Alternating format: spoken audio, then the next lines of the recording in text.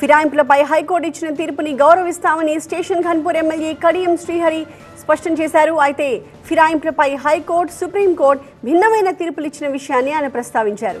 High court తీర్పుని అధ్యయనం చేసి అవసరమైతే తాము డివిజన్ బెంచ్ని ఆశ్రయిస్తామన్నారు.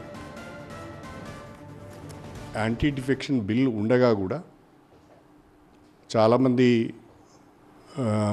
పార్టీలు మారడము, హైకోర్టు కానీ సుప్రీంకోర్టు కానీ అనేక సందర్భాలలో విభిన్నమైన తీర్పులు ఇవ్వడం కూడా జరుగుతున్నది. వాటిని కూడా స్టడీ చేయవలసిన అవసరం ఉన్నది. సుప్రీంకోర్టు 5 జడ్జెస్ బెంచ్ ఒక తీర్పు ఇచ్చింది, 3 జడ్జెస్ బెంచ్ ఒక తీర్పు ఇచ్చింది, మన హైకోర్టు డివిజన్ బెంచ్ కూడా ఒక తీర్పు ఇచ్చింది.